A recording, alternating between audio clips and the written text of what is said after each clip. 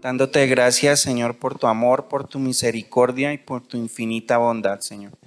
Gracias te damos porque tú estás en medio de nosotros, Señor, y porque tu Santo Espíritu está aquí en este lugar dándonos sabiduría, entendimiento y ante todo el regalo de poder escuchar de tu palabra, Señor. Danos a nosotros oídos abiertos a lo que tu presencia y tu voz tiene para nuestras vidas, Señor, que no sea solamente un tiempo de escucha, sino también de reflexión para nuestras vidas y que podamos a través de estos estudios conocer lo maravilloso que tú eres y ese plan maravilloso que tienes para cada uno de nosotros, para nuestro propósito, para nuestro llamado, Señor. Hoy reúne, Señor, a estas personas en un solo sentir, Señor, y que nuestros ojos también sean abiertos al Evangelio, Señor, y a esa misión maravillosa que dejaste de ir y hacer discípulos a todas las naciones. Pero ¿cómo podemos hacerlo, Señor?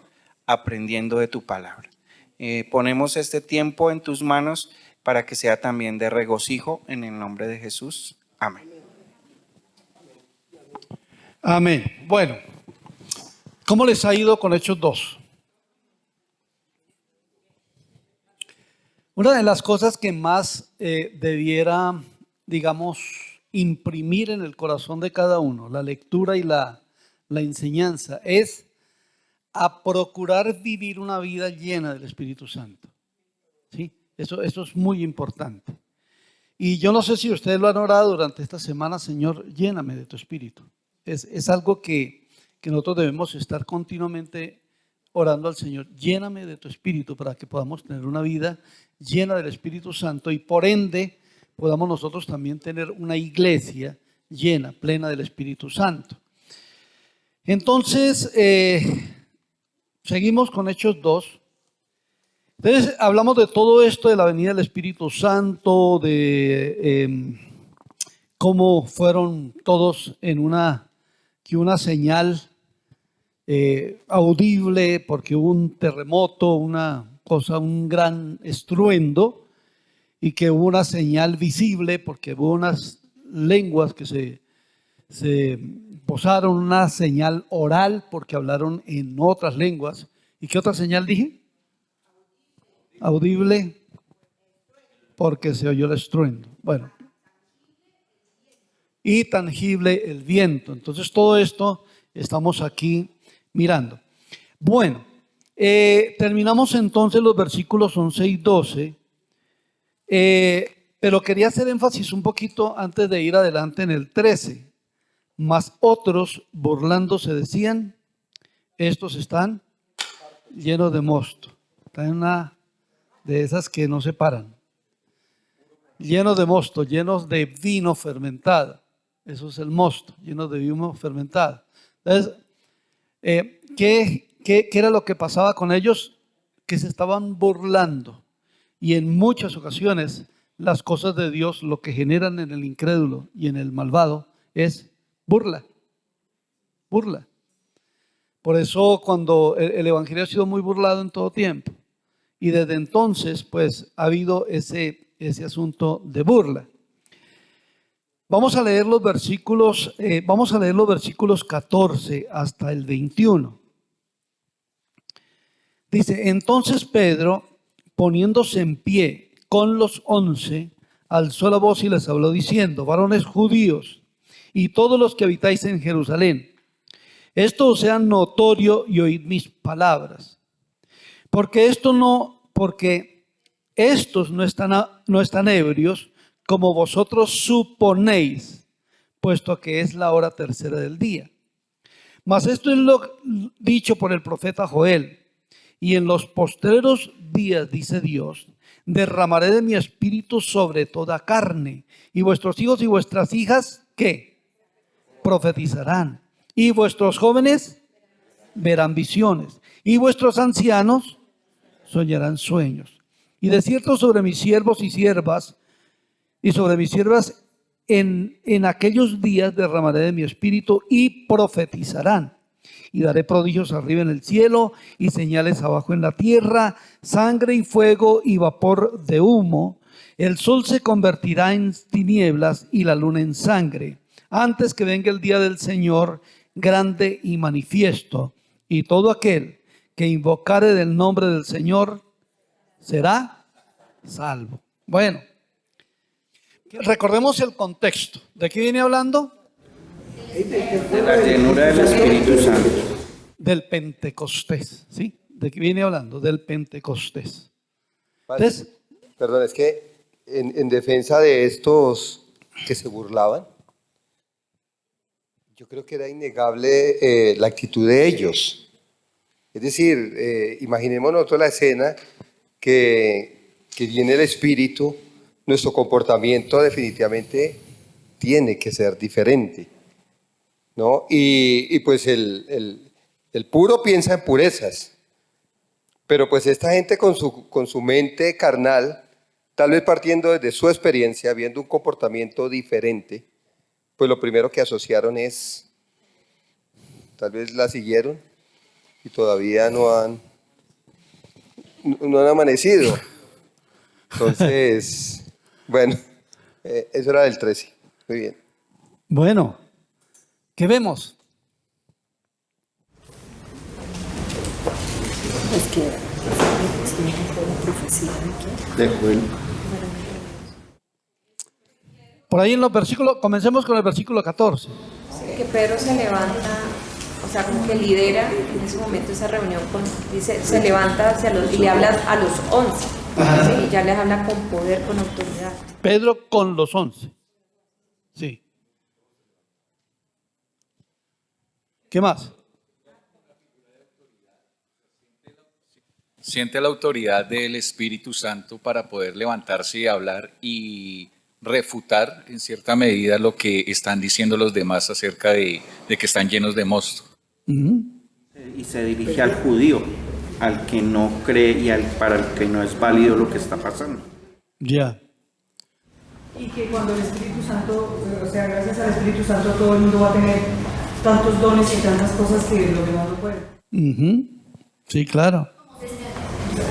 Está llamando, está hablando con voz de como quien tiene autoridad y convoca primero a los varones, presumo que son los sacerdotes, y en segundo lugar a los demás, a los que habitan en Jerusalén. Recordemos que allí había ¿qué? ¿Cuántas personas había?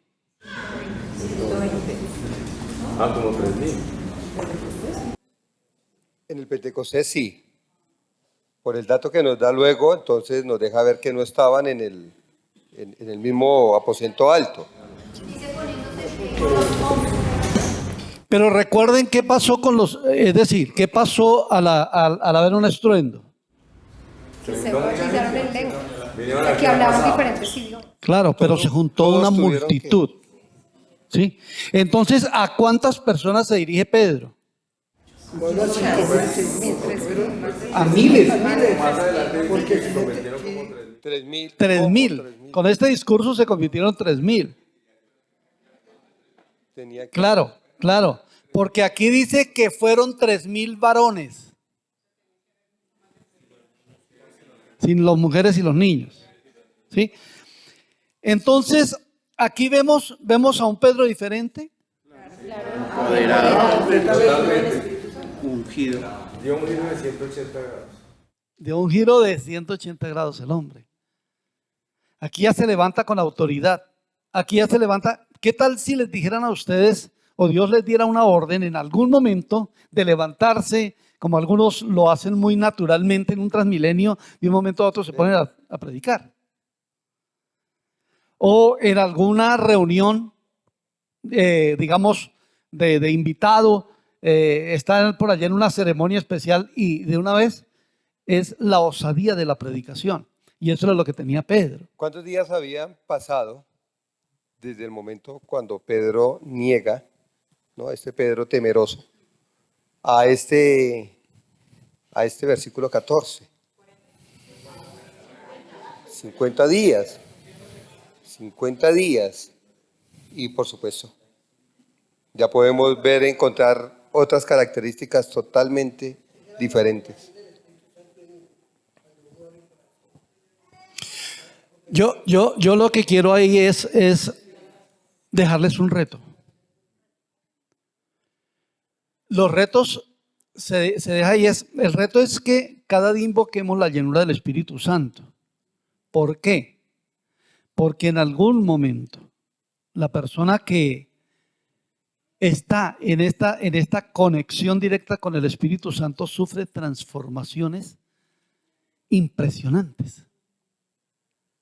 Este Pedro es transformado con ese bautismo del Espíritu Santo y con esa llenura en un Pedro de autoridad, no el Pedro pusilánime, cobarde, el Pedro apocado o el Pedro imprudente, el Pedro que se las creía saber todas. Aquí sí es real una predicación con mucha autoridad.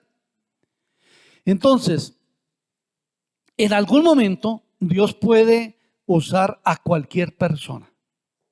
Sí, que no sea como el que estaba presentando a la esposa para que iba a predicar. Y dice, pues si Dios usó a la burra de Balaán, el Señor puede en esta noche usar a mi esposa.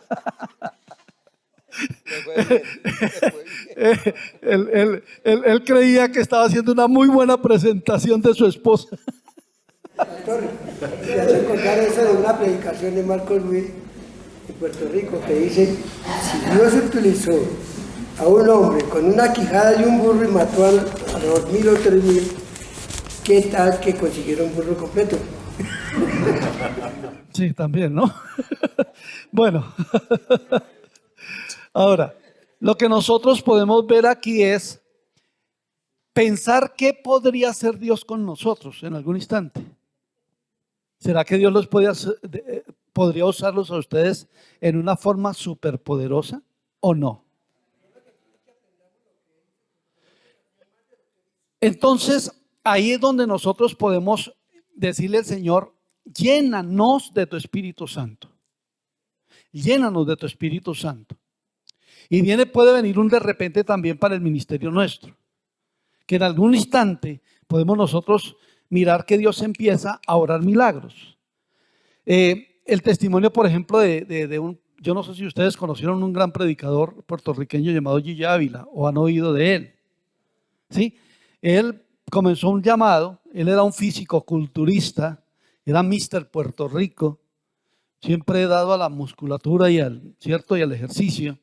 Y el hombre recibió el llamado para predicar, pero antes del llamado se mete a ayunar 40 días y 40 noches.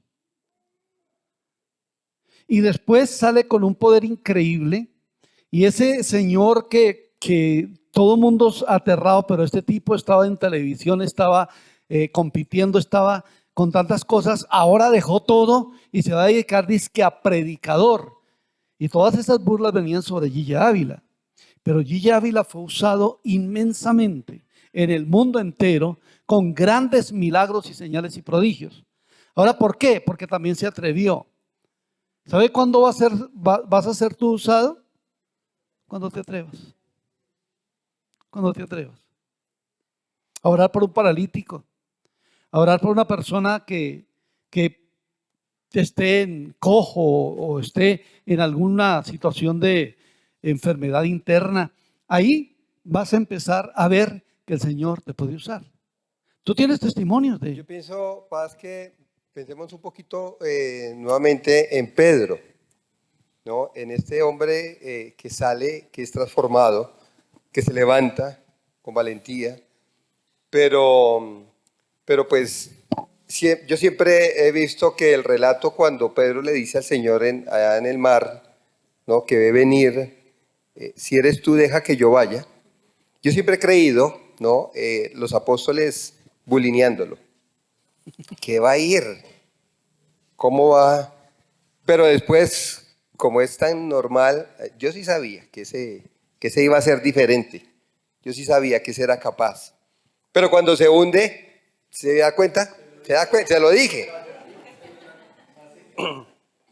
En el último relato en Juan, la Biblia nos deja ver a este Pedro que había olvidado el llamado, ¿no? Cuando el maestro no está, y por ese liderazgo nato que tenía, ¿no? Ese temperamento colérico, pues nuevamente vuelve y se trae a sus compinches a volver a pescar. Entonces, yo creo que sí vale la pena que resaltemos cómo el Espíritu Santo transforma totalmente una vida. Yo anoche estuve en un grupo que fue muy bonito, muy especial, y trataban algo sobre el Espíritu Santo. Y les hago la misma pregunta que anoche lo hacía en el grupo. Tal vez mucha gente no desea, no anhela al Espíritu Santo porque nunca ha tenido una manifestación poderosa del Espíritu. Y uno pues no anhela lo que no conoce, ¿no? Y yo ponía un ejemplo y decía, ¿le gustaría volver a manejar el Mustang, Mauricio? Y Mauricio me dice, nunca ha tenido Mustang. Entonces, nunca ha fumado. Pero creo que es eso. Ya una vez la manifestación del Espíritu en la vida de una persona nos puede llevar a desear mucho más. Y creo que esa es la presencia que nosotros, cuando nosotros reconocemos que es el discurso de Pedro, que más adelante lo vemos, al reconocer a Jesús en nuestra vida, viene el Espíritu Santo, pero Él anhela más de nosotros y somos nosotros que debemos anhelar, tener mucho más. Por supuesto, ha habido manifestaciones poderosas de la presencia del Espíritu y creo que causa mucho dolor cuando se pierde la presencia del Espíritu. Nosotros tenemos que acostumbrarnos todos los días a desearlo más y que no se pierda y debe dar dolor donde, Señor, hoy tu presencia, hoy tu manifestación en mi vida para poder ser diferente como este hombre. Cuando el pastor John hace alusión a la parte del llamado de Pedro, cuando se fue a pescar de nuevo y se lo encuentra y el Señor le dice, Pedro, ¿me amas? ¿Y qué le dice el Señor? Pedro le dice, claro, tú sabes que te amo. ¿Y qué le dice Jesús? ¿Qué le dice Jesús? No, pero ante la respuesta de Pedro, ¿qué le dice Jesús? Señor, tú sabes que yo te amo. Pastorea mis ovejas. Ok. Segunda pregunta. Pedro, ¿me amas más que estos? Sí, Señor, tú sabes que te amo. Apacienta mis corderos. Luego, entonces le dice otra vez, la tercera vez, Pedro, ¿me amas? Y está en la página anterior a Hechos. Es que querer es como muy superficial. Sí, muy superficial. El amar entrega, el querer demanda. Yo nunca he estado de acuerdo con las traducciones que hablan de amar a querer. Cuando yo quiero, ¿qué es querer? Quiero para mí, ¿cierto? Cuando yo quiero, demando. Por eso, cuando a uno le dice, hijo, te quiero. No, dile te amo. Y a la esposa nunca le digas, te quiero. Sí, pues también, pero Sí, ¿no? también, pero te amo. Pero te amo. Entonces, aquí cuando dice Pedro, ¿me amas? Nuevamente entonces le reitera el mandato. Pastorea, apacienta, pastorea. Pastorea, apacienta, pastorea. ¿En qué estaba indicando el Señor a Pedro? ¿Qué le estaba pidiendo? ¿Cuál era la indicación de que Pedro le amara? Para que fuera en la iglesia, es que se lo demostrara.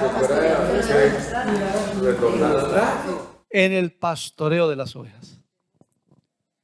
Demuéstreme. Porque una vez le dice, te voy a hacer eres pescador de pescadores, te voy a hacer pescador de hombres. Vuelve al llamado. Y ahí es donde nosotros decimos, Señor, tenemos un llamado. ¿Amamos a Dios cumpliendo ese llamado?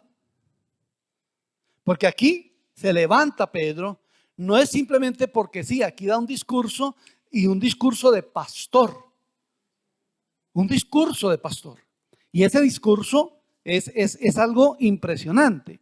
Entonces, qué bueno mirar un poquito esta parte de Pedro y pensar que en nosotros Dios puede hacer un milagro o muchos milagros en nosotros y a través de nosotros, si nos disponemos a ser usados en el poder del Espíritu Santo.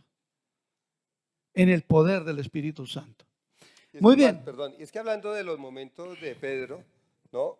Pedro tuvo unos picos cuando en Mateo 16 declara, ¿no?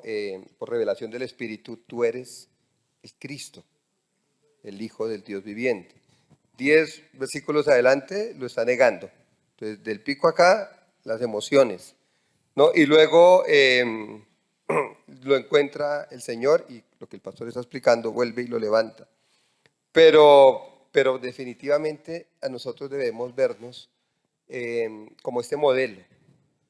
Cuando no está el Espíritu, nuestras emociones, definitivamente, y por eso tantos ministerios se han opacado o se han paralizado. Necesitamos, definitivamente, para transformar, porque si nosotros vemos de aquí en adelante, nunca más volvió este Pedro a parar. Antes por el contrario. Y Pedro aprovechó la cercanía con el Señor, porque si uno se pone a mirar, Pedro era de los 3, ¿no? Pedro era de... Pero lo más curioso es que Pedro cuando el Señor lo llama, tenía una empresa pesquera, ¿no? ¿Con quiénes? Con Juan y Jacobo. Y curiosamente eran los 3 del Señor. Era, sí, y en varios momentos. Pero era tan cercano al Señor que es a Pedro y a Juan que el Señor le dice, ve y prepara la última cena. El Señor conoce definitivamente nuestra disposición, nuestro liderazgo, pero dice, a ver, quiero que tu temperamento lo acomodes. Creo que terminando este estudio hace 15 días, no sé si fue el pastor Ollillo, decían, es que los dones sin carácter es un peligro. Y imaginen este Pedro con ese liderazgo, con ese carácter, sin ser moldeado. Entonces, cada porrazo que nos hemos dado, pues ese Señor, a ver, calma porque debe ser a mi manera. Y creo que esto sí nos debe dar a nosotros un reto para pensar en multitudes, para pensar en grandes. Nos hemos acomodado y vuelvo y repito lo que anoche les decía a los del grupo, tenemos desaprovechado el poder del Espíritu Santo. No estamos aprovechando. Pedro, qué bueno que nos deje tanta lección este hombre. El imprudente, el cobarde en algún momento, el que lo negó, el agresivo, ahora está en una posición de liderazgo y que Dios puede hacerlo también con nosotros. Bueno, avanzamos en el versículo entonces 14. Pedro poniéndose en pie, ¿con quiénes? Ok, con los 11. ¿A quién está incluyendo allí? A Matías. Ya está incluyendo a Matías, ¿sí? Pedro con los 11. Pedro con los 11, entonces ya está incluyendo a Matías. Alzó la voz y les habló diciendo, mire, versículos, vamos a mirar un poquito la forma, no necesariamente acá vamos a hablar de todo, pero miremos en el versículo 14 cómo se dirige al pueblo.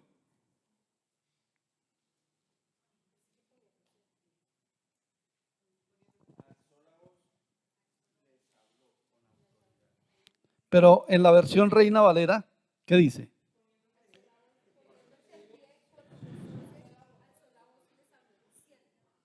¿Cómo? ¿Qué dice? ¿Cómo se dirige a ellos? Varones judíos, ¿sí? Varones judíos. Ok. Versículo 22. varones israelitas. Mire, el judío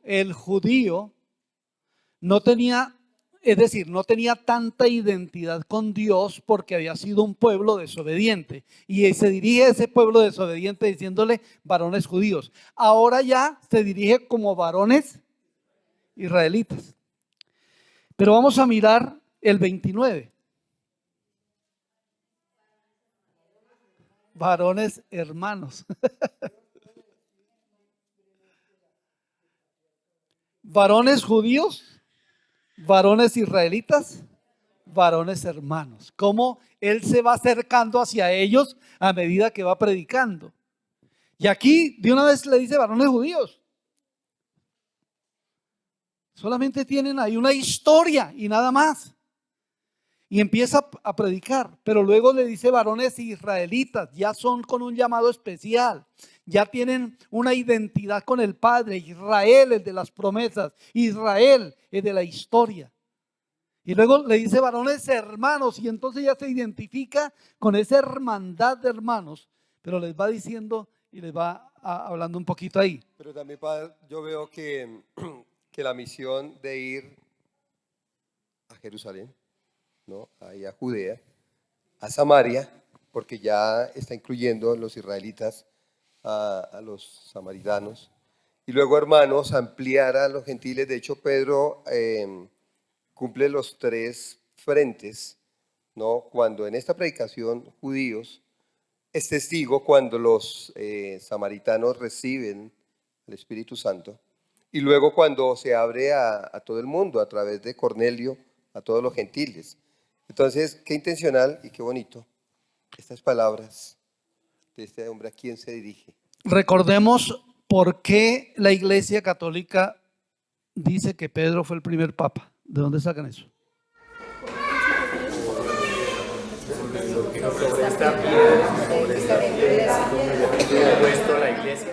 Ok. Dicen que Pedro fue el primer papa, y hablando ahorita de don Jorge Mario,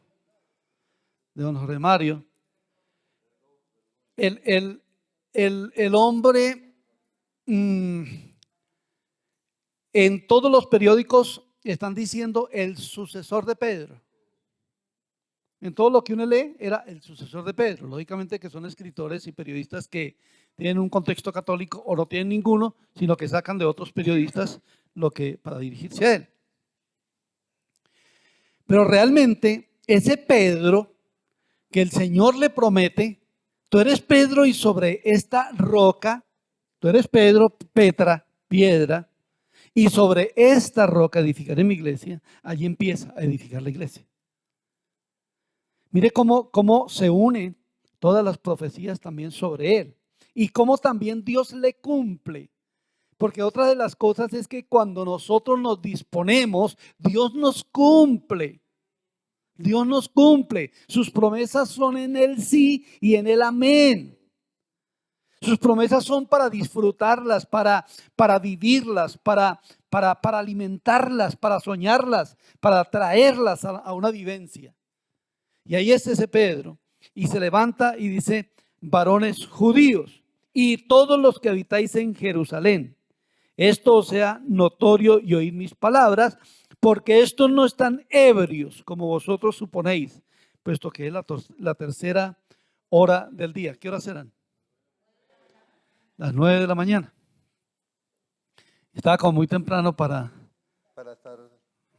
estar como tan llevado, ¿no? Sí.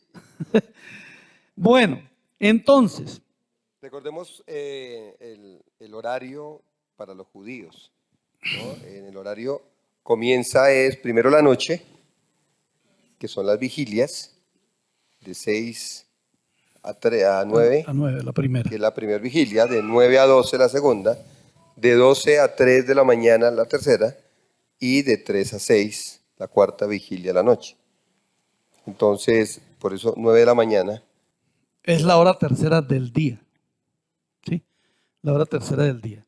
Entonces, ¿qué encontramos aquí? No están llenos de mosto. Aquí vendría una serie de cosas que comienza a mirar sobre la profecía de Daniel. y de Joel. Era la hora tercera del día, no había como ellos estar ebrios, eran las 9 de la mañana. Entonces miremos un poquito estas profecías. Mas esto es lo dicho por el profeta Joel. Y en los postreros días, dice Dios, derramaré de mi espíritu sobre toda carne, y vuestros hijos y vuestras hijas profetizarán, y vuestros jóvenes verán visiones, y vuestros ancianos soñarán sueños. Y de cierto sobre mis siervos y sobre mis siervas en aquellos días derramaré de mi espíritu y profetizarán. Gloria a Dios. Claro, inmediatamente entonces Pedro cita a Joel. Y se acuerda que en Joel hay una promesa del derramamiento del espíritu sobre toda carne.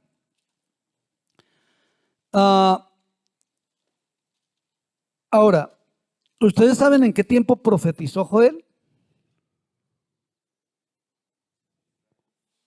¿Cómo? En el reino del norte, claro. Sí. Joel era un profeta del reino del norte. ¿Ah? En el 800, más o menos del 835 al 796. 835 al 796 es donde Joel vive y predica y profetiza en esos años. Ahora, ustedes cuando estudian la profecía, un paréntesis, las profecías puede que haya recibido un poquito acá y luego a los tantos años otro poquito y luego no es que lo recibió de una, sino que los iban escribiendo y luego condensan y lo colocan en libro. Así son los profetas. Entonces Joel profetiza en ese tiempo. Pero bueno, miremos primero algunas cositas. ¿La promesa es para quién?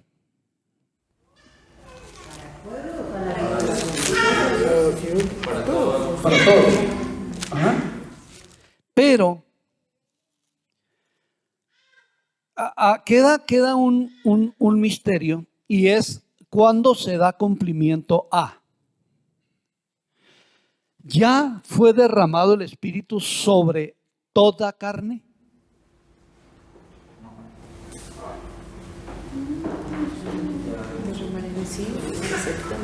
Dice que cuando Jesús asciende, desciende el Espíritu, la promesa. ¿Sobre toda carne? Sobre aquellos que lo han aceptado. Sí, no todos son bautizados por el Espíritu Santo. Yo creo que cuando acepta a Cristo en su corazón, que lo recibe en su corazón. Claro. Todos. Las puertas de mi corazón para que tú te entrones en mí y seas el único Señor de mi vida. Claro. Dame de tu Santo Espíritu a que gobierne. Sí, hermano, pero eso te estás hablando de un individuo. Ok, entonces hay una promesa y es: de cierto derramaré mi espíritu sobre toda carne. Este era un comienzo.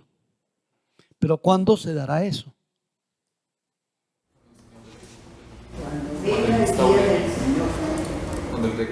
Cuando Él regrese. Habrá una llenura a su regreso. Pensemos, Jesús viene. A su regreso, ¿hay un derramamiento del Espíritu Santo? Pero es que ya vivimos en el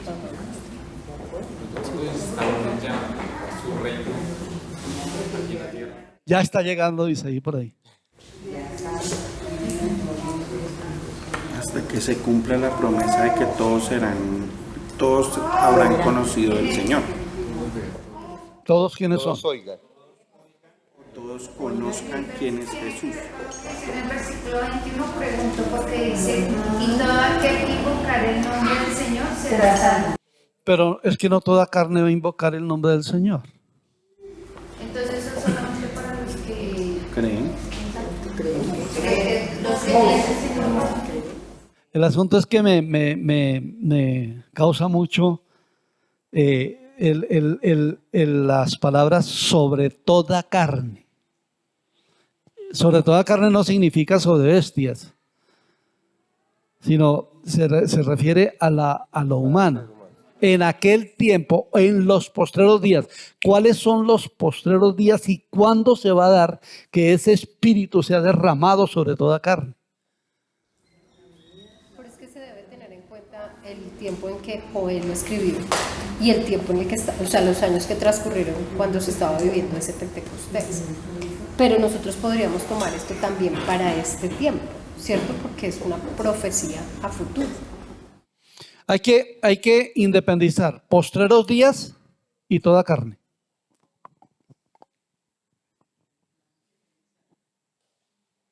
Pero tú estabas llegando, Isaí.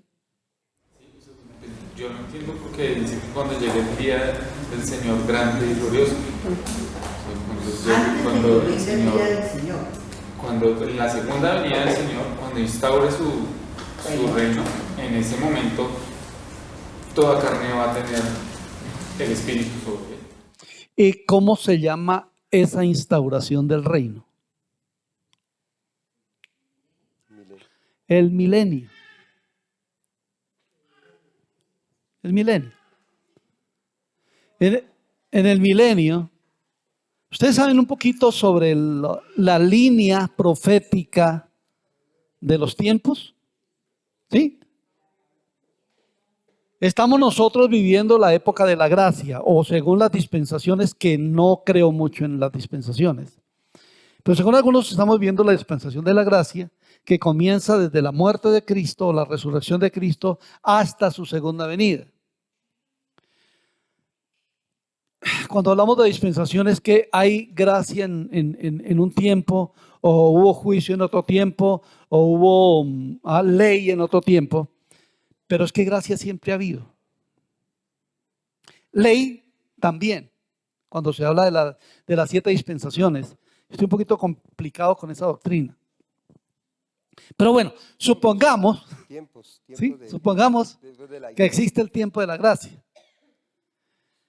Entonces, la gracia es para lo que decía Martica, para que todo aquel que invoque el nombre del Señor sea salvo. Y eso estamos en este tiempo. Ahora, a partir del momento en que está recordando el apóstol Pedro en su doctrina y en su conocimiento que tenía de teología, está diciendo que en los postreros tiempos derramaré de mi espíritu sobre toda carne. Entonces, postreros tiempos, ¿qué es?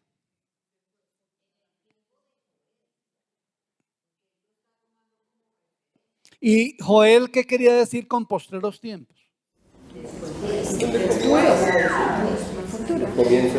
Futuro.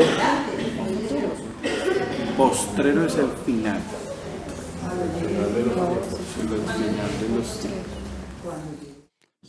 ¿Se referirá lo que dice Joséí al final de los tiempos? Y entonces, ¿cómo interpretamos Hechos 2? Por eso ya se vivía ese Pentecostés. O sea, ya se vivía. Y muchos dicen que continuamos en ese tiempo de Hechos de los... Ok. Entonces, aquí independizamos postreros tiempos y toda carne. Los postreros tiempos comienzan con la venida del Espíritu Santo. Desde allá ha habido derramamientos temporales del Espíritu Santo, o parciales mejor, no digamos temporales, que son derramamientos parciales del Espíritu Santo.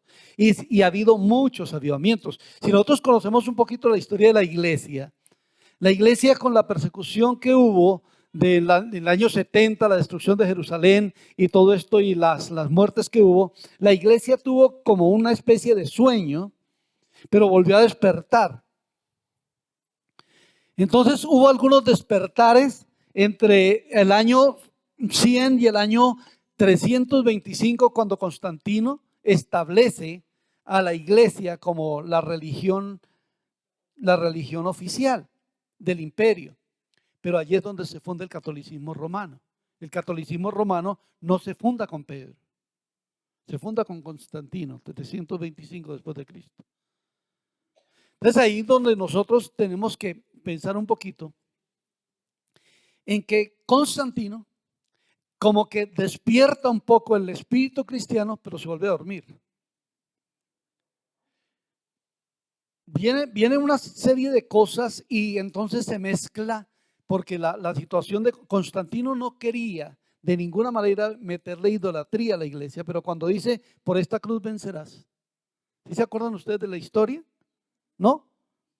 El emperador Constantino era una persona totalmente incrédula a las cosas de Dios. Y el emperador entonces en una batalla está muy angustiado y tiene una revelación y una visión de la cruz. Y la cruz era, por esta cruz vencerás. Él se convierte a Cristo, empieza a estudiar la vida cristiana y oficializa el cristianismo como religión del imperio por esa conversión.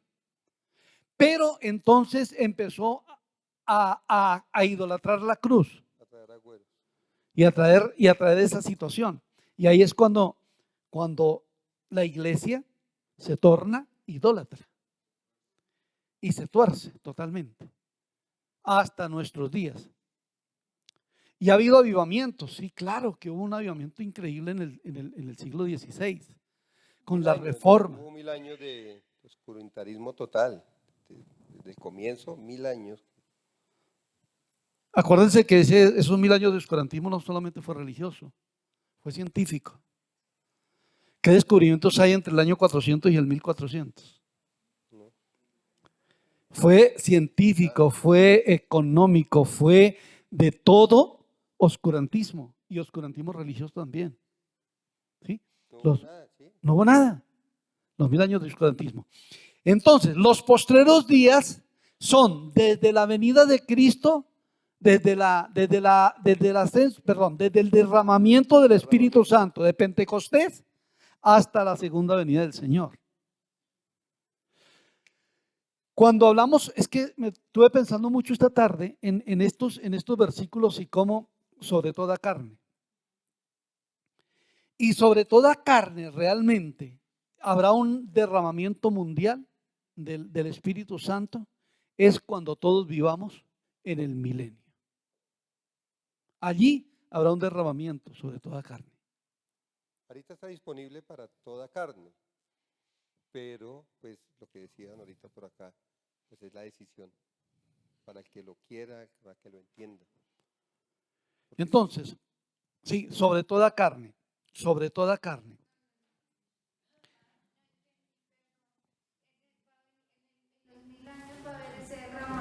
Sobre todos, cristianos y no cristianos. No vamos a tener esta misma opción que tenemos ahorita de decidir o no hacer. Recordemos que allí estamos gobernando un mundo y ellos tendrán la última oportunidad de salvación. Pero, ¿qué va a pasar en el milenio? Porque habrá 1000 años de paz, porque no habrá pecado. ¿Qué está pasando con el diablo en los 1000 años de paz en Colombia, en el mundo? ¿Dónde está? Está atado. Y está atado en el infierno. Por lo tanto, no hay tentación. Entonces, ahí es donde, cómo se manifiesta el Espíritu de Dios, para que esos inconversos aún puedan tener ese toque del Espíritu Santo. Pero ¿qué pasa al final de los 1000 años? Que de nuevo vino a engañar las naciones y de nuevo todos los que estaban ahí se fueron con el diablo. Y es cuando viene entonces el juicio del gran trono blanco. El juicio del gran trono blanco. Entonces ahí es donde habrá esos 1000 años de paz, porque no habrá violencia, Jesús gobernará, pero al final le montarán sindicato. ¿Seguro? Y recordemos que cuando la iglesia sea levantada, cuando venga el Señor, el Espíritu se va con la iglesia, no queda sobre la tierra. Entonces por eso no habrá convicción, no habrá la presencia que es el que toca a las personas. Y pues si habrá conversiones serán por sufrimiento, será una época terrible, difícil. Hoy tenemos el tiempo de la gracia, ¿no? Que el Espíritu nos convence y nos lleva al arrepentimiento. Ok, entonces sigue un asunto. En los postreros días, dice Dios, derramaré mi espíritu sobre toda carne. ¿Sí? Entonces ya entendimos esto un poquito, cuándo se dará porque es una profecía y tiene que darse. ¿Cuándo se va a dar? En el milenio. ¿Sí? En el milenio. Pero en los postreros días hace parte de ese tiempo, desde la venida del Espíritu Santo hasta la segunda venida del Señor. Todo esto es en los postreros tiempos. ¿Qué pasará entonces en los postreros tiempos? Vuestros hijos y vuestras hijas profetizarán y vuestros jóvenes verán visiones y vuestros ancianos soñarán sueños. ¿Esto ya lo estamos viviendo? ¿Estamos profetizando? ¿O no? ¿O solo lo escuchamos? ¿O solo de oídas lo hemos oído? ¿Por qué nos cuesta, pastor, de pronto entender o vivir la profecía? Creo que esa es una buena pregunta. Porque hay silencio frente a la profecía, tal vez por incredulidad. Lo que Dios le ha dado a uno, ponerlo en práctica. Y si Dios le da a uno la palabra de profetizar por un niño, por una persona que va a ser sana en el nombre de Cristo Jesús, yo lo hago, porque tengo fe que no soy yo el que estoy sanando, sino es el Padre que me mandó a hacerlo. Aquí hay 3 formas de comunicación de Dios hacia su pueblo. ¿Cuáles son? ¿Sueños? ¿Visiones? Y profecía. ¿Sí? Ahí están las 3: sueños, visiones y profecía. ¿Cómo identificar cuando Dios le está hablando en sueños? O sea, que hay veces, pues yo creo que todos a veces sueñan cosas tan locas que uno dice no, pero ¿cómo a veces uno identifica que sí es como de Dios? Sí. Digamos, los sueños y las visiones fueron más, digamos, practicadas o más derramadas de parte de Dios a su pueblo en el Antiguo Testamento, no tanto en el Nuevo Testamento. ¿Sí? Entonces, en el Antiguo Testamento tenemos mucha gente que tuvo sueños, inclusive que tuvieron sueños y visiones, personas que no tenían que ver nada con Dios y que tuvieron visiones de Dios y sueños de Dios. Ahora, ¿cómo discernir qué es un sueño de Dios si el sueño de Dios te está hablando de una realidad? Por ejemplo, un sueño que Dios me dio en una ocasión. Estoy yo sentado en el púlpito allí en Santa Isabel, esperando comenzar el culto. Y empiezan los hermanos a entrar a la iglesia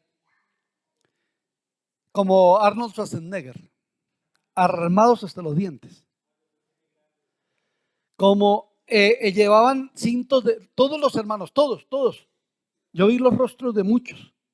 Y entraban con cintos de balas, entraban con pistolas, con fusiles, llevaban puñaletas, ¿sí? Y llevaban granadas colgadas en el pecho. Rambo. Y entraban y se sentaban. Y yo dije, estos hermanos se me enloquecieron. ¿Qué pasó con la iglesia? Un frente guerrillero. Se me enloqueció. Y yo no sabía qué hacer. Entonces la iglesia se llenó y todos, sin faltar uno solo, jóvenes, niños, entraban así, armados. Y entonces de pronto veo que por la puerta principal entra un grupo al margen de la ley y empieza a dispararles a los hermanos y a matar a algunos. Y yo me paro, cojo el micrófono y le digo, hermanos, por favor, usen las armas. Y alguien dijo, pastor, nosotros no sabemos cómo usar esto. Me desperté. Inmediatamente el sentir de Dios fue, tengo armado hasta los dientes a mi pueblo, pero no saben usar las armas. Y entonces armé una serie sobre armadura espiritual. Es fácil. Toca repetirla en estos días. identificar, hermano, Armados hasta los dientes y no sabemos cómo. hay un sentir muy fuerte. Por ejemplo, otro sueño que el Señor me dio es que me encontraba luchando nadando en fuertes aguas turbulentas. Recordemos que recordemos, fuego es símbolo de qué? Pureza. De purificación, pero también de prueba. El fuego de la prueba. Aguas es tentación o es grandes conflictos. ¿Sí? Cuando pases por las aguas, y si por los ríos no te negarán. Cuando pases por el fuego, no te quemarán ni la llama arderá en ti. Entonces yo me encontraba luchando en una cosa impresionante y yo me estaba ahogando en un río sucio. Y se me levantó en esos días unos conflictos impresionantes en toda área. Pero ¿para qué Dios le da unos sueños? Para que se prepare. No es muy común, pero siempre habrá una respuesta, un sentir que Dios coloque en tu corazón acerca de ese sueño. Claro, hay sueños de mala digestión. También. Que pueden ser eso. También hay sueños diabólicos que generan pesadilla. ¿Sí? Hay sueños que también pueden ser revelación. Todo lo que Dios me reveló a través de ver a la gente armada, pero que estaba cayendo muerta porque no sabían usar las armas. Entonces es el sentir que hay en el corazón en ese momento, luego de despertar, que pueda recibirlo, ¿no? Entonces, en lo que nosotros tenemos acá de visiones y sueños, ¿qué hay?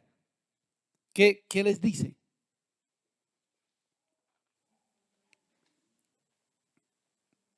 Tú dices que los sueños, las visiones, sí, si bien cierto fueron más usuales en el Antiguo Testamento, pero en el Nuevo también, ¿no? El mismo Pedro tuvo visión, Pablo tuvo visión.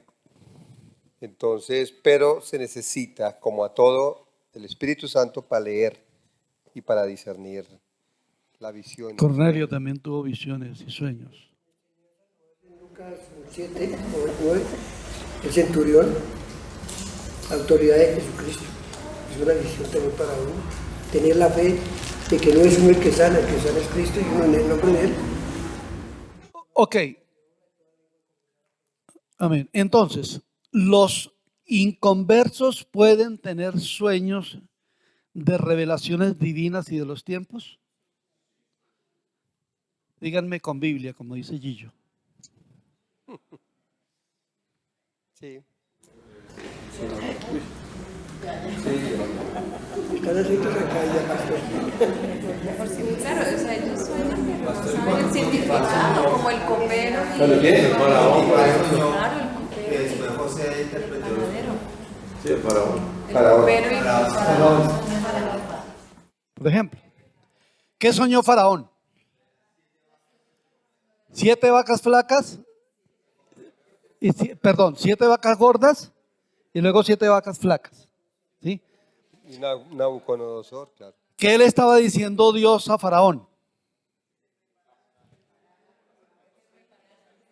Que se preparara porque iba a venir una hambruna la tenaz.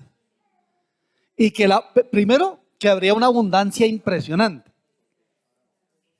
Ahora, fíjense que Dios a veces da sueños a los inconversos, pero no les da el significado.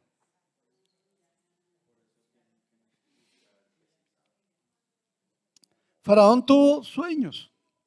¿Quién se los definió? José.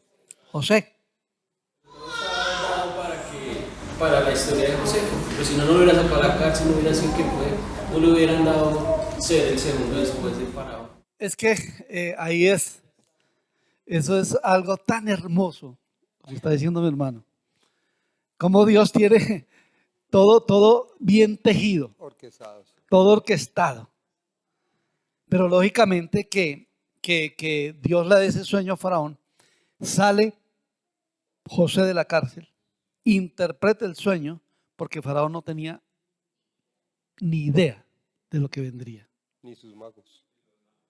Entonces, ni los magos, ni los adivinos, nadie. Entonces, lo que nosotros debemos saber es que a veces sí los inconversos tienen sueños reveladores, pero quien los revela es un hijo de Dios. Quien da el significado es un hijo de Dios. Qué bonito eso, ¿no? Ok, entonces habla de visiones, habla de sueños, ¿sí?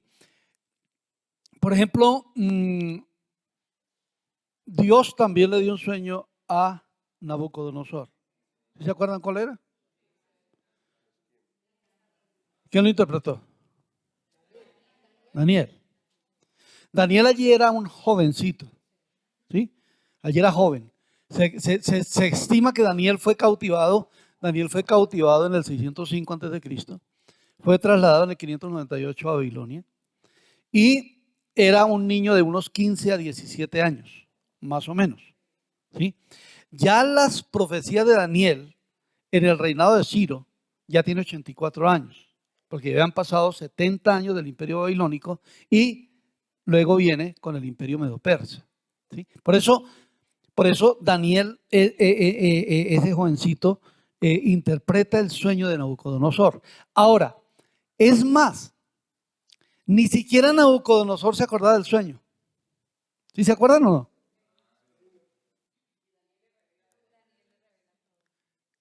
Es decir, él dice, yo tuve un sueño, y llama a los astrólogos y dice, ustedes me tienen que decir el sueño y la interpretación.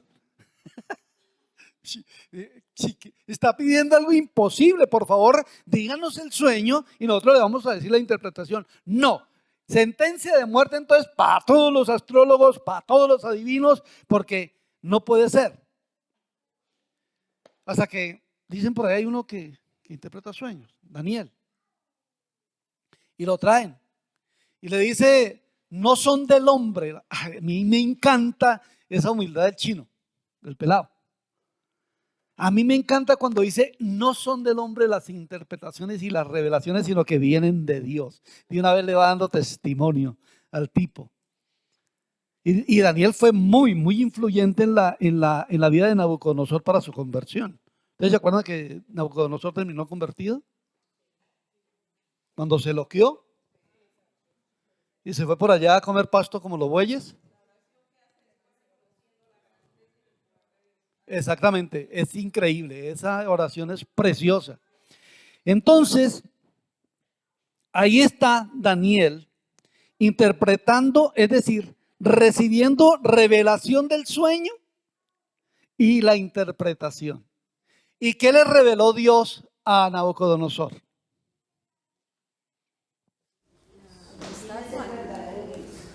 ¿Cómo? ¿Quién es el verdadero Dios? Sí, pero en relación al sueño, ¿qué fue? Todos los imperios que venían hasta nuestros días, todavía. Increíble que a un tipo tan malo y perverso, un matón, y Dios le revele los tiempos desde su reinado hasta hoy y hasta el milenio, hasta el imperio romano. ¿Por qué? ¿Qué soñó Nabucodonosor? Vio una estatua y la cabeza era ¿de qué? De oro, ¿sí? Luego toda esta parte de plata. Luego de la cintura hacia abajo de bronce.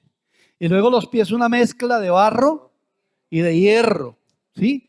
Y después viene una piedra grandísima y destruye la estatua. Y esa piedra que destruye la estatua, ¿quién es? Cristo Jesús, que destruye eso. Entonces, la cabeza de Nabucodonosor era el imperio babilónico. ¿Cómo? Era él mismo, era la estatua, era su imperio.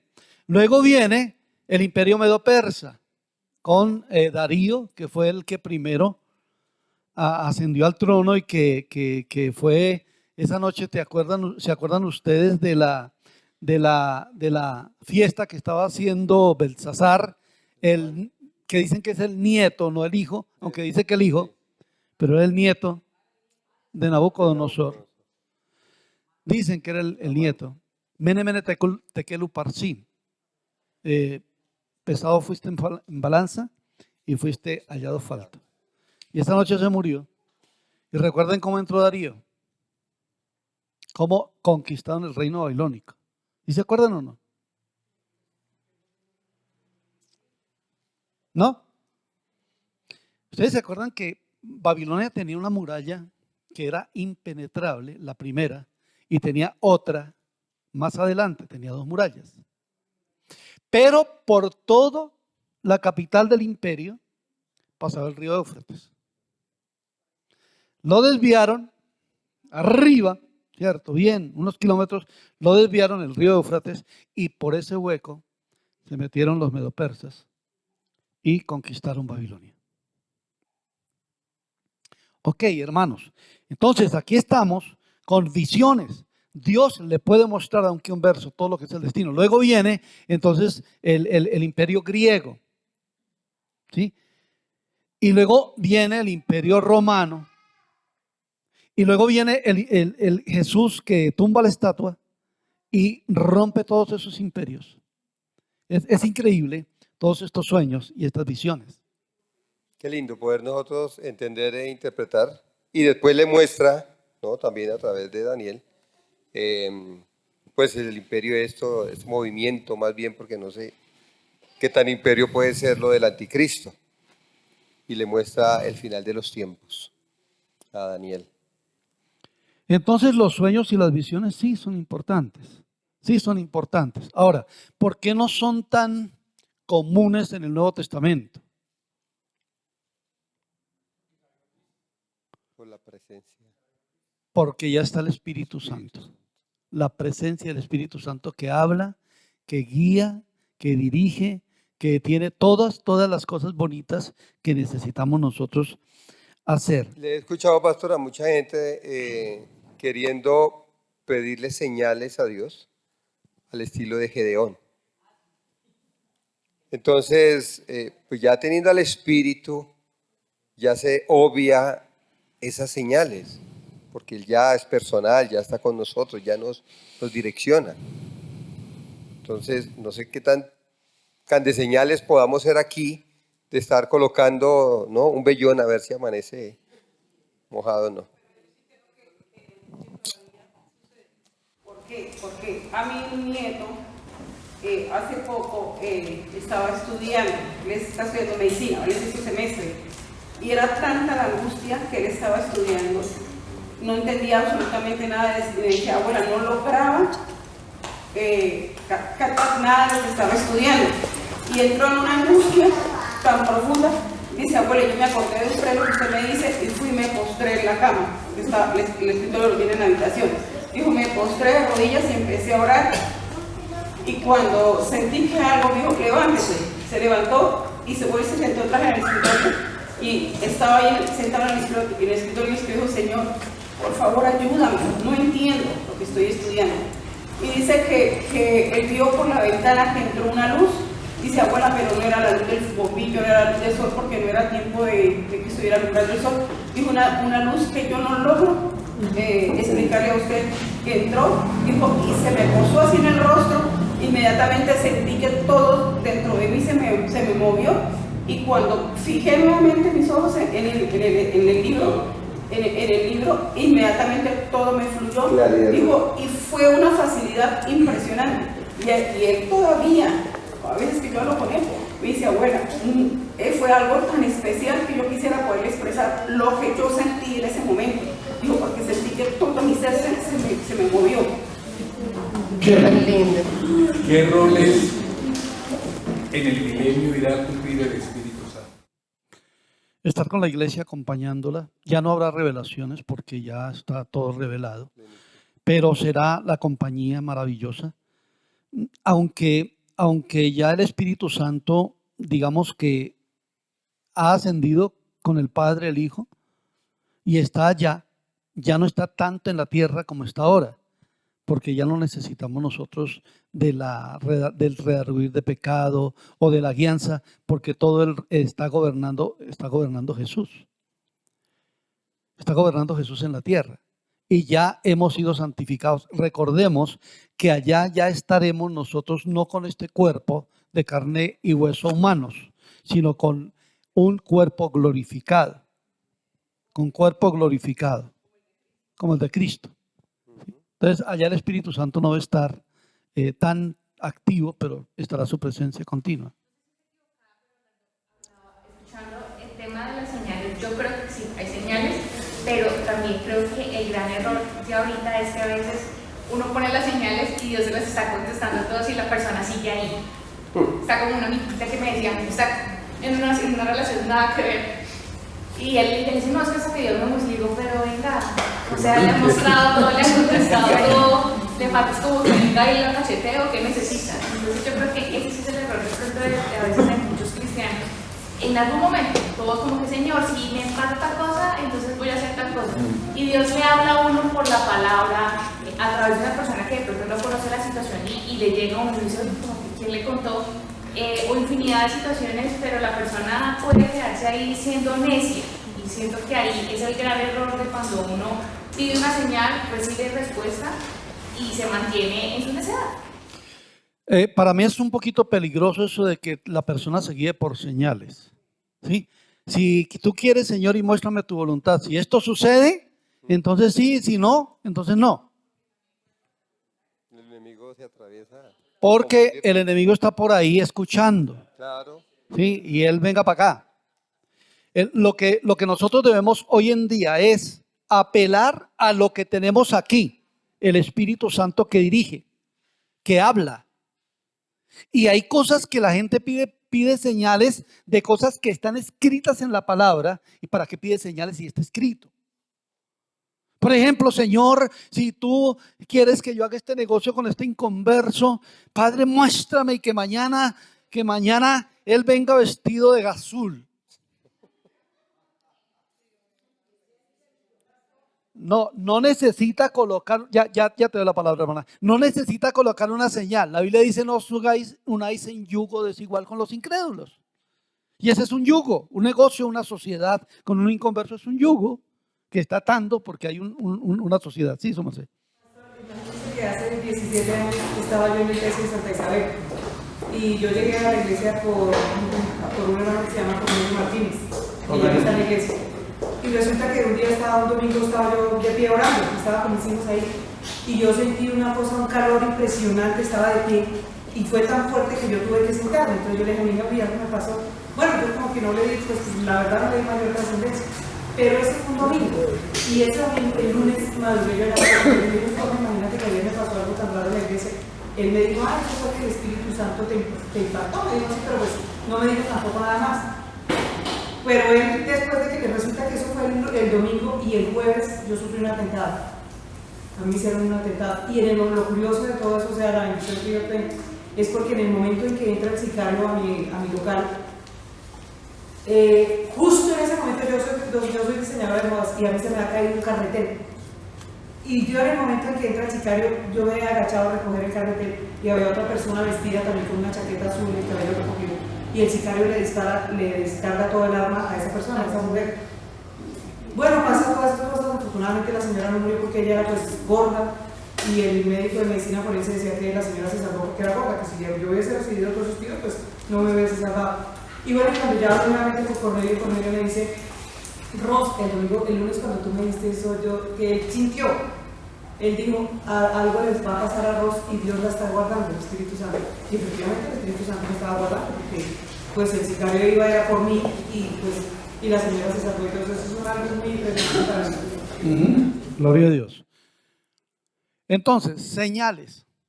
Por favor, hermanos, una cosa que tenemos nosotros es que desaprovechamos las riquezas espirituales que tenemos en la palabra de Dios por ponernos abogadas de que si esta persona, a veces los que tienen por ahí que están pidiendo su príncipe azul o su esposa, entonces que el domingo es inconversa.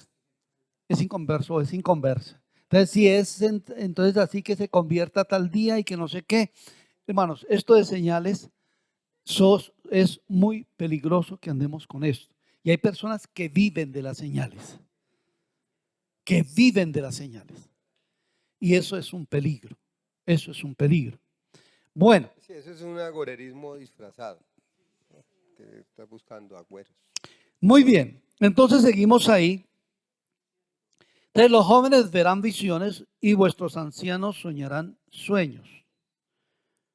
¿Será que los jóvenes no sueñan? ¿Será que los ancianos no ven visiones? No, no ven visiones, sino ven visiones.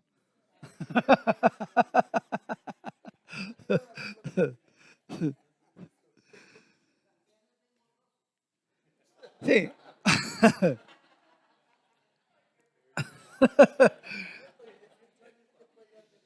Claro. Bueno, entonces, de cierto sobre mis siervos y sobre mis siervas en aquellos días, ¿cuáles días? Derramaré mi espíritu y profetizarán. Entonces, los siervos y siervas, aquí están como que los sueños y las visiones y la profecía están destinados ¿a quiénes? A los siervos y siervas. A todo aquel que crea. Sí, mi hermano.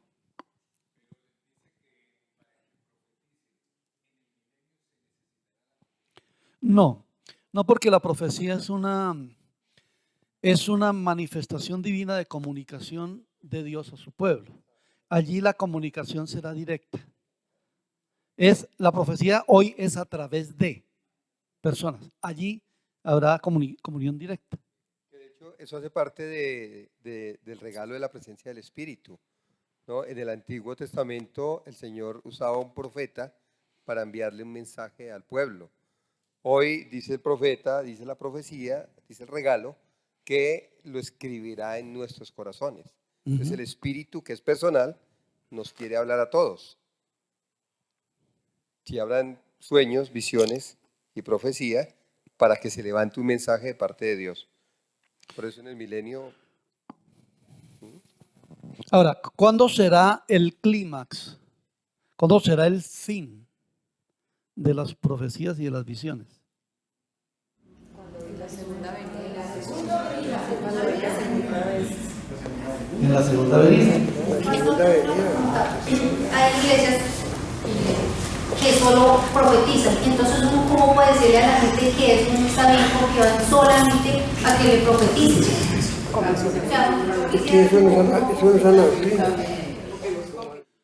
Otro peligro que se está dando con iglesias que son, por ejemplo, hay una iglesia donde cada cinco filas hay un profeta o una profeta.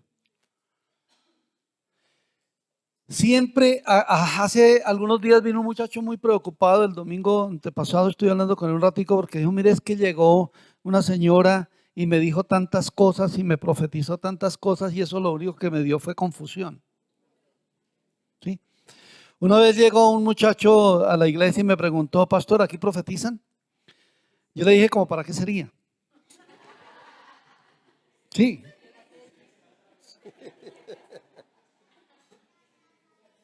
Entonces se quedó como aterrado. ¿Cómo así, pastor?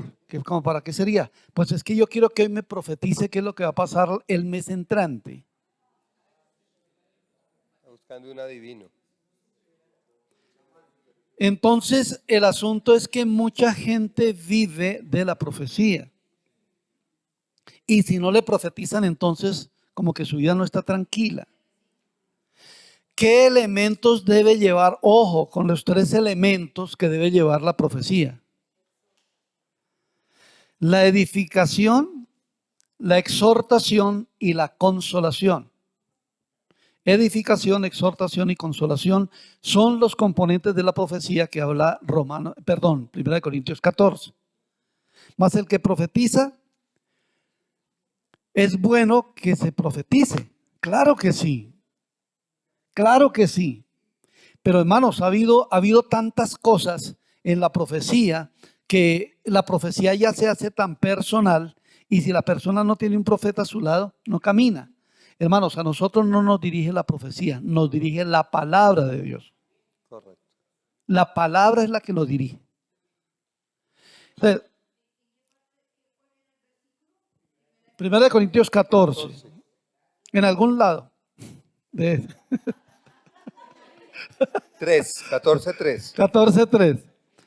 Entonces, la Biblia dice allí sí, claro, que la iglesia, porque el otro extremo, ¿cuál es? El silencio, la mudez. El mutismo profético, que ya no hay. Pero sí la profecía debe estar en la iglesia, pero no, como decía una persona que venía ahí, una señora, dice, así dice Jehová, el Señor te ha escogido como sierva de esta iglesia y será la esposa del pastor de alabanza, y entonces ambos adorarán al Señor. Y dice la señora, y ahora pregúntele, profeta, al Señor qué voy a hacer con mi esposo y mis 3 hijos que tengo.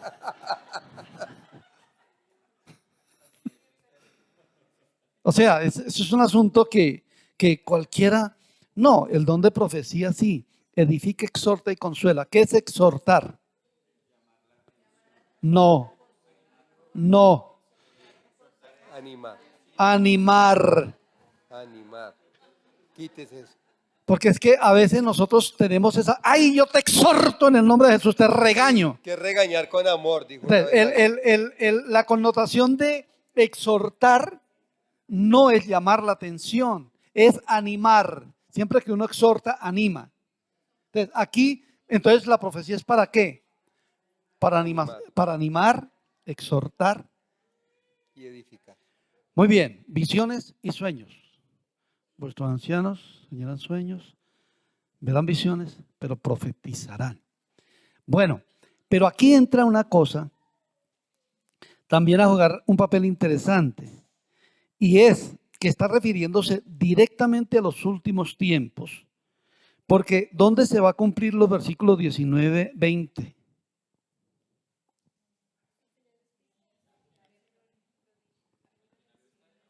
¿Cómo? Dice, y de cierto versículo 19, y haré prodigios arriba en el cielo y señales abajo en la tierra, sangre y fuego y vapor de humo. El sol se convertiría en tinieblas y la luna en sangre antes que venga el día del Señor grande y manifiesto. No sé, yo soy de la doctrina escatológica de 2 eventos. 1, arrebatamiento, y 2, segunda venida. ¿Sí? Yo soy de esa doctrina. Cuando nosotros hablamos de arrebatamiento, hablamos de un tiempo de 7 años entre el arrebatamiento y la segunda venida. ¿Sí? ¿Qué pasa en el cielo? ¿Qué se está llevando a cabo en el cielo? Las bodas del Cordero. ¿Y qué se está haciendo en la tierra? ¿Qué se está sufriendo en la tierra? La tribulación. La gran tribulación. ¿Sí? La gran tribulación. Entonces, en esa gran tribulación es donde se manifestarán todas estas cosas, porque habrá terror a todos los que se queden. Señales en el cielo terribles, aparecerán cosas, pero miremos Apocalipsis. ¿Alguien tiene ahí Apocalipsis capítulo 6, donde la luna se convertirá en sangre y habrá tinieblas? Apocalipsis 6:12. Miré cuando abrió el 6º sello, y aquí hubo un gran terremoto, y el sol se puso negro como tela de silicio, y la luna se volvió toda como sangre. Allá va a ser. O sea, esto va a ser físicamente. En un momento está la gente y bueno, ¡pum! Va a haber un terremoto y se oscurecerá el mundo. Unas tinieblas impresionantes. Pero luego aparecerá la luna, pero la luna no tendrá la belleza hermosa que tiene ahora, sino será como sangre roja. ¿Y eso se dará dónde? En la gran tribulación. ¿Sí? ¿Por qué? Porque será ya el clímax de las visiones, de los sueños y de las señales que el Señor envía para que nosotros identifiquemos muchas cosas. Mire que esto también es parte profética y parte que Dios tiene para que estudiemos, ¿no? No lo vamos a vivir. Amén. Amén. No vamos a experimentar esos horrores. Entonces, esto es bonito irlo mirando también con lo que es toda la profecía apocalíptica. Yo enseñé Apocalipsis como durante 2 años en la iglesia. Y me encanta el libro de Apocalipsis. Señora, ¿toca repetirlo? Después de Hechos. Ok, esperemos por allá al 2050 si terminamos Hechos. Sí, porque no hemos avanzado con el discurso de Pedro. Uy, Padre Celestial. Bueno, ¿preguntas?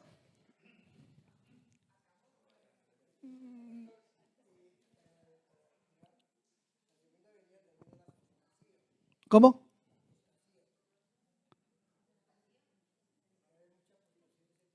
Antes de la venida de Jesús, ¿sí? La apostasía viene antes de la venida de Jesús. En estos días ya se está En viviendo. estos días ya hay apostasía. Es que las características que menciona Timoteo, 2 Timoteo 3, ya lo estamos viviendo. Que también dice que al final de los tiempos, que será el carácter de los hombres del final de los tiempos. No, está prendido. Lo cerraron allá. Está bien.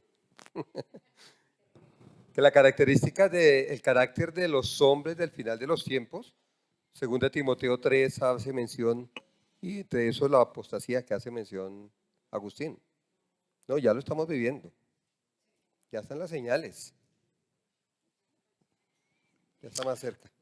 Ustedes, yo creo que les hice mención de Jim Jones. ¿Sí? Sí.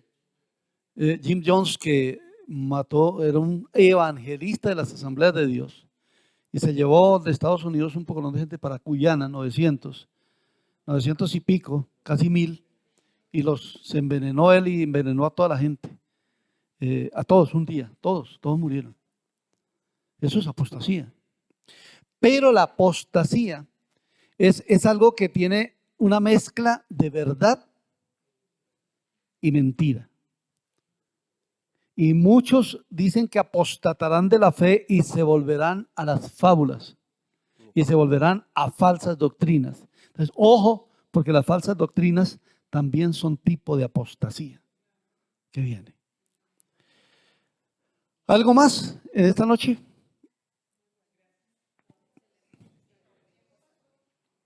Se acabó el tiempo. Sí, se acaba rápido.